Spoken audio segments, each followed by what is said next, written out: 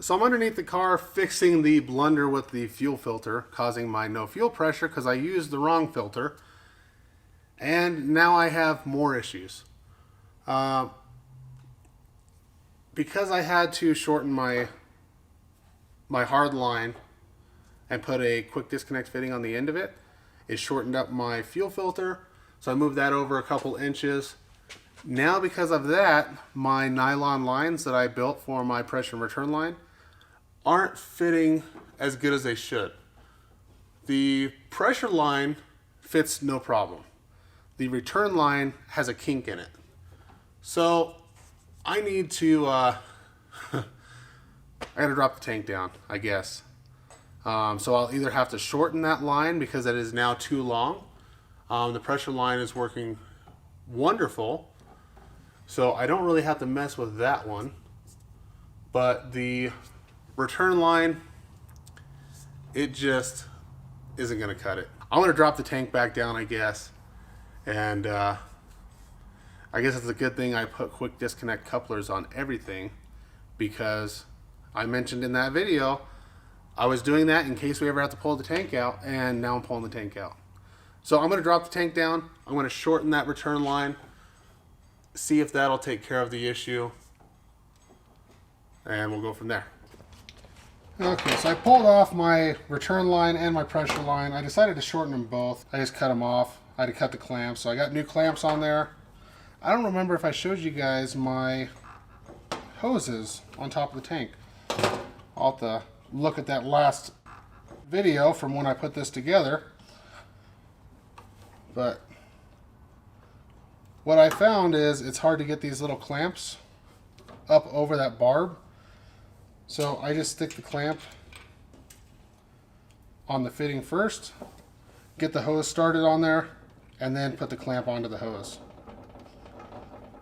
Now, since I have put fuel in this tank, I don't really want to use a heat source. I don't even want to use the the heat gun unless I have to.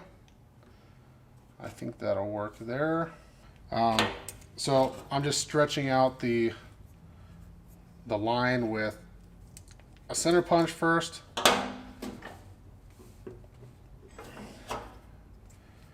I may have to put a little bit of grease on that barb.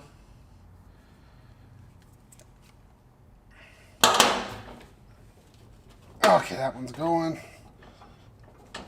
Just kind of wiggle it around until it starts going on there. So that should work. I'm just going to crimp these clamps on there. You just lightly squeeze it with some side cutters. You can crimp them on. Or you can use the special tool, which I think I used the first time.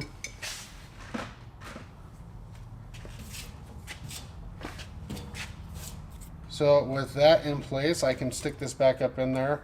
Hopefully everything will reach. If this doesn't work, then I'm going to yank these two fittings out. I'll just put a 1/4 inch to number 6 AN fitting, and I'll just run the nylon line down to the filter. This line up here is my vent line. That stuff didn't change, so that's all in the correct location. I don't have to worry about that stuff. So now that I have these shortened up, I'm going to throw the tank back in there.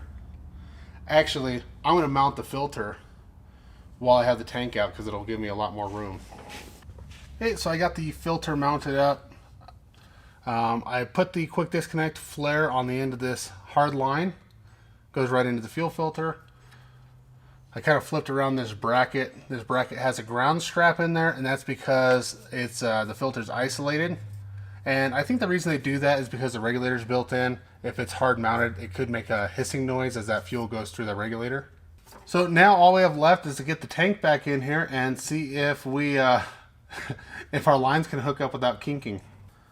So now that we fixed the filter issue, got the wrong filter out, put the right filter in, found out we had some lines that were kinking, dropped the tank down, shortened those up, hooked them back up. There's no more kinks in the hard plastic lines, so we can move on with the rest of the project. And in the last video I mentioned to you guys that I'm further along than that, but I didn't want to really release all the all the rest of it and then have to come back to the fuel system since I screwed that up. So the rest of the video should be coming out in kind of a more timely manner than the last couple weeks that I missed. So if you want to be notified when those videos come out, make sure that you subscribe and click that little bell next to the subscribe button. If you have questions or comments, put those down below. If you enjoyed the video, give it a thumbs up. Thanks for watching, and I'll see you guys next time.